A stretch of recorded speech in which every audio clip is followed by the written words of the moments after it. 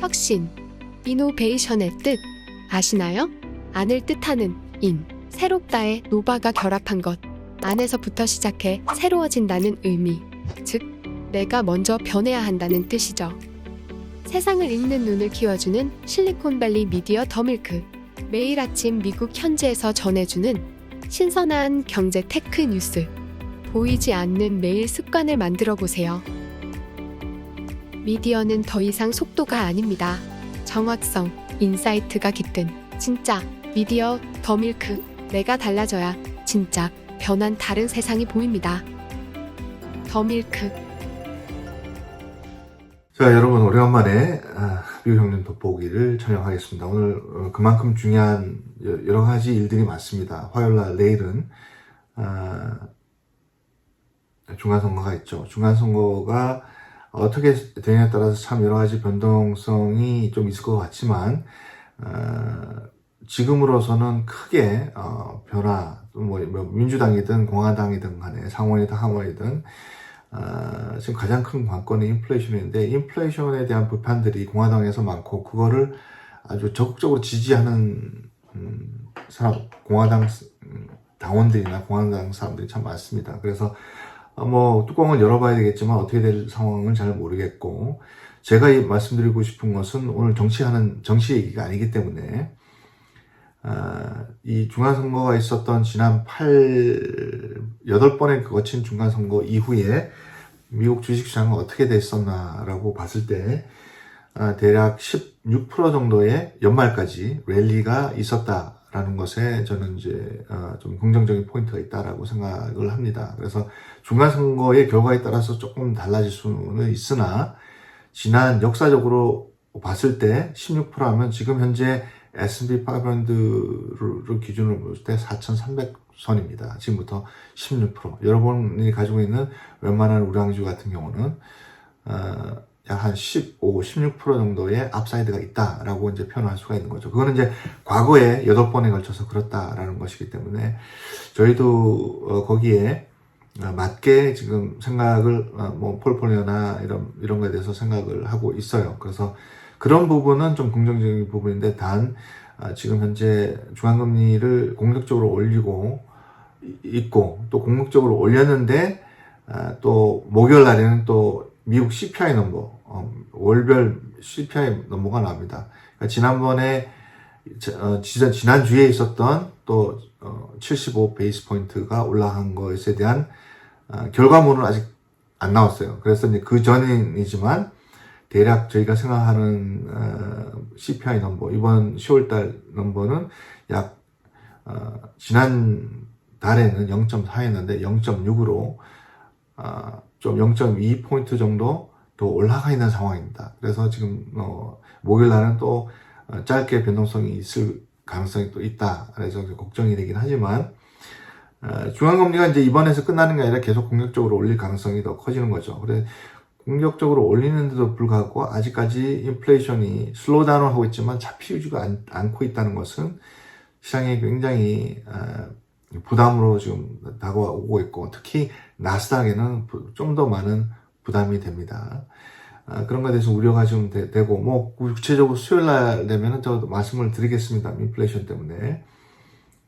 그래서 지금 집값이 저번에 말씀드렸던 것이피 주택 가격이 좀 많이 떨어질 것으로 예상을 해 봅니다. 그래서 대략 뭐 제가 예상하기로는 10% 이상, 20% 가까이 주택 가격이 떨어질 가능성이 높다라고. 왜냐하면 중앙금리가 올라감으로써 미국은 거의 100%에 대한 사람이 은행 융자를 통해서 집을 삽니다. 그게 이제 여러 가지 세금 혜택이 있고 또 큰 자산이 또 첫 집을 사는 사람들은 없기 때문에 그래서 이제 그럴 경우는 예를 들어서 중앙금리가 올라가 있는 상황이라서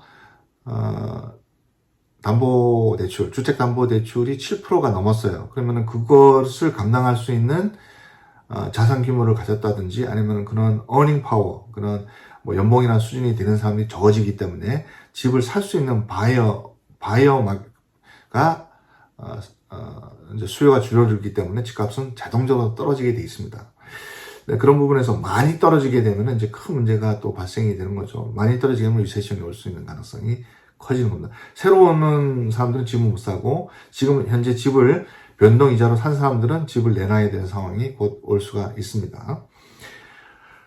그런 상황이지만 하여튼 연말까지 중간 성과만 봤을 때는 연말까지 한 16% 정도 업사이트가 저는 몇 번 얘기했다지만 있었다. 지금까지는 있어 왔다. 평균적으로 S&P 500는 16%가량 좀 올라왔다라는 것을 첫 번째로 말씀을 드립니다. 두 번째는 이제 오늘 발표를 아침에 제가 예상했다시피 메타가 수천 명, 아직 구체적인 넘버는 안 나왔어요. 뭐 거의 전체 메타가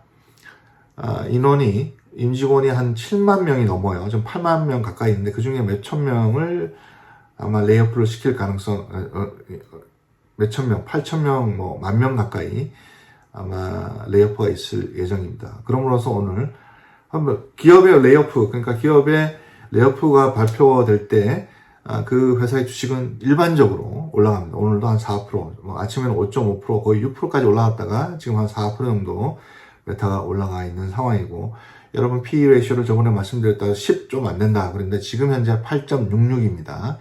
근데 이거는 사실 말이 안 되는 겁니다. 그죠? 메타 같은 경우는 저희 뭐 개인적으로는 굉장히 관심 있게 보는 것 중에 하나죠.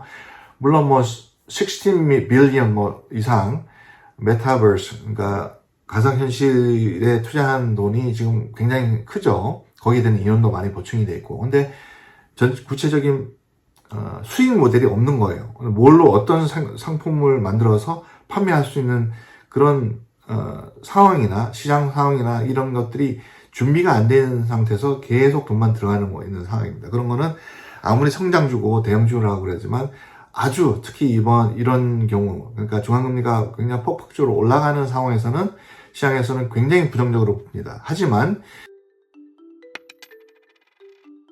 미국 금리 인상, 1,400원을 넘은 원달러 환율. 불안한 시장, 당신의 미국 주식 포트폴리오를 점검해보세요.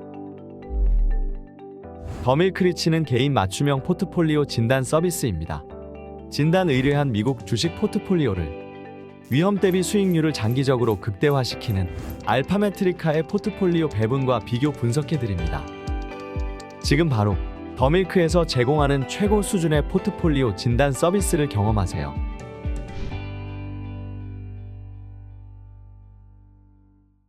하지만 하루에 메타, 페이스북을 보는 사람들이 2 빌리언입니다. 20억 명입니다. 20억 명.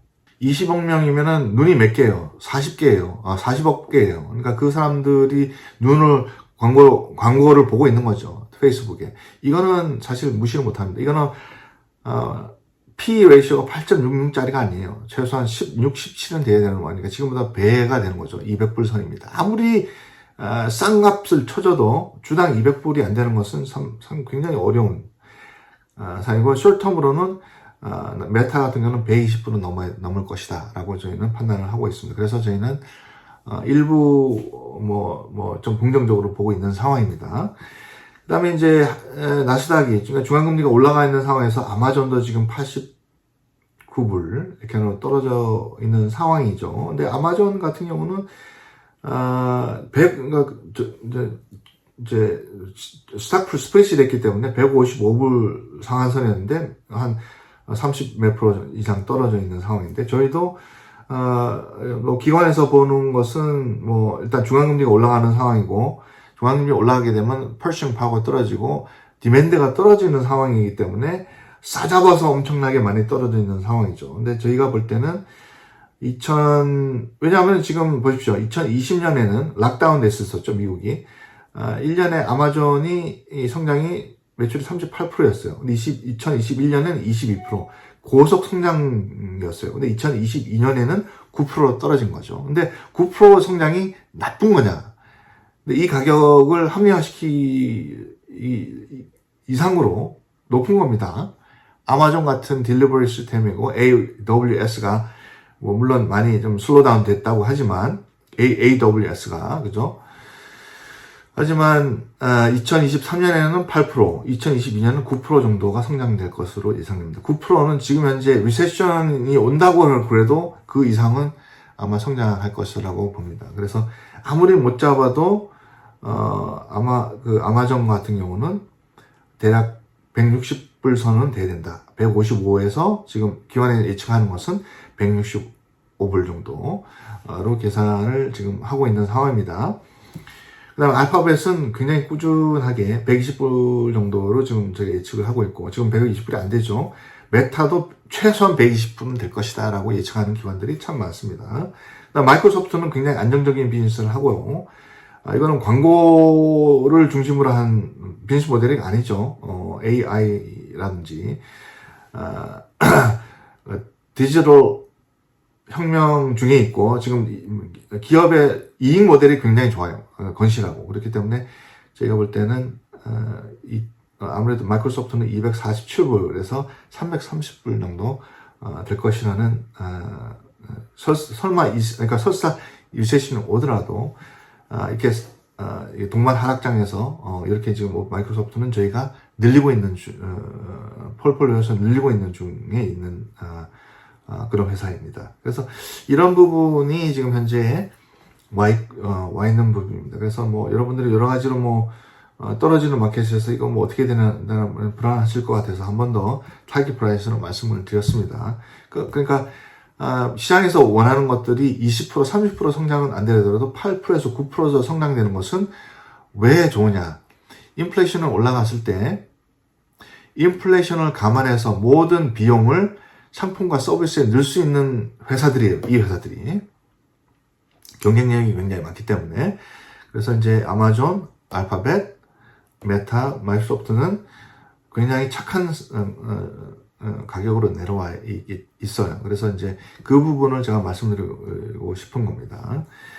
그 다음에 이제 아마존도 이제 많이 떨어졌다고 해서 150, 최상가는 155불 선에서 그런 예상 가격이 형성될 것이다 라고 하는 것이, 그 이유는 물론 이제 AWS의 서비스 부분이 조금 이제 성장 속도는 떨어졌어요. 근데 성장하고 있는 겁니다. 성장 속도가 떨어진 거지. 그러니까 2023년에 저희 예상은 프로핏도 올라갈 것이고 프로핏 마진도 올라갈 것이다. 리세션 중이라 하더라도 그렇게 예상을 하고 있습니다. 그래서 아주 건실하고 그 시장의 확대가 되는데도 불구하고 시장의 성장 속도가 떨어진 거예요. 그러니까 시장 속도가 옛날에 20%, 30% 기대치가 지금 8에서 12% 정도로 내려온 거죠. 근데 지금 리세션이 온다 하더라도 8에서 12% 성장하는 것은 대단한 성장 속도입니다, 여러분. 그러니까 언젠가는 프라이스가 웨이팅 될 것이다. 웨이팅. 다시 얘기해서 많은 투자 회사에서 이런 회사들은 좀 더 폴폴리 늘릴 것이다라는 예상을 저희는 하고 있습니다. 그다음에 CPI 넘버가 목요일날 나와요. CPI 넘버가 나왔는데 말씀드렸다시피 저번 주에 중앙금리가 0.75% 올라갔는데 요 넘버에는 속해져 있지 않습니다. 그래서 시장에서 어떻게 반응할지는 모르겠지만 저희가 지난 달에는 0.4, 근데 이번 달에는 0.6이고 지금 11월 달 이후에 땡스기빙 추수감사절이 있고 그때 미국 사람들이 쇼핑을 많이 합니다. 그 다음에 크리스마스 전, 그 다음에 블랙 프라이데이 이런 것들 때문에 씀씀이들이 굉장히 커지고 더 커질 거예요. 그러니까 이제 숏텀으로서는 이제 이게 시장에서는 아마 조금 더 너무 부정적으로 반응하지 않을 것이라고 예측을 하고 있습니다만 모르죠. 어떻게 반응할지는 아무도 모르겠습니다. 그래서 제가 생각하는 거, 그 다음에 시장에서 반응했던 거, 그 다음에 앞으로 시장 상황이 어떻게 될 것인지 전체적으로 좀 진단을 해보고 했습니다. 그래서 수요일 날 방송을 또 저희가 또 1, 2부로 나눠서 하겠지만 그때도 아마 좀 더 많은 자료들이 나오지 않을까 생각합니다. 이번에도 어닝 시즌이 시작됐죠. 어닝을 한번 여러분한테 보겠습니다. 어떤 어닝인가 구체적으로 얘기할 수 있는 시간이 올 거예요. 어닝이 지금 나와 있는 게 몇 개가 돼요. 어닝은 수요일 날 제가 말씀을 드릴 텐데, 여기는, 이 자료는 안 나와 있네요. 아직까지는. 오후에 좀 나오겠습니다. 그래서, 여러분들이, 예상보다 시장이 중앙금리가 아주 공격적으로 또 올라왔는데 폭락을 하지 않지 않습니까? 근데 그런 거에 대해서 여러분들이 왜 폭락하지 않을까라고 하는 의문이 있을 수가 있는데, 지금 두 번에 걸쳐서 올해 6월달, 그러면 9월달에 크게 조정을 받고 난 이후에 너무 기업들의 실적에 비해서 기업들, S&P 500 기준으로 볼 때 실적에 비해서 가격이 너무 착해지는 상황입니다. 그렇기 때문에 그런 희망이 아직도 남아있기 때문에 버티는 거고, 오늘 같은 경우는 여러분들도 아시다시피 S&P 500 0.4, 지난주도 마찬가지 조금씩 버티고 있는 시장입니다. 그러니까 여러분들도 그러니까 절대 희망을 버려서는 안 됩니다. 6월달보다는 훨씬 많이 올라왔어요. 지금 S&P 500으로 3,786, 3,800 가깝고 3,900에 이제 그 전 상황이겠지만, 저희는 좀 연말까지는 좀 랠리가 있을 것이라 그렇게 이제 판단하고 좀 판을 짜고 있습니다. 이 미래는 예측할 수 없지만 과거의 데이터가 그렇게 얘기하고 있고, 지금 아까도 말씀드렸다시피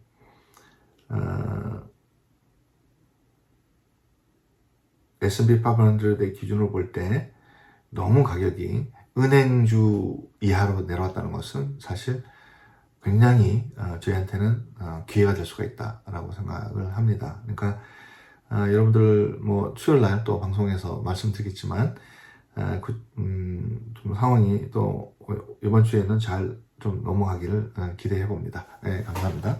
신기주의 신미래는 기업을 이야기합니다. 기술을 이야기합니다. 사람을 이야기합니다. 새로운 미래를 이야기합니다. 더밀크가 만들고 신기주 기자가 진행합니다. 서울에서 세계를 연결하는 산지직송 위아더 월드 경제쇼 신기주의 신미래.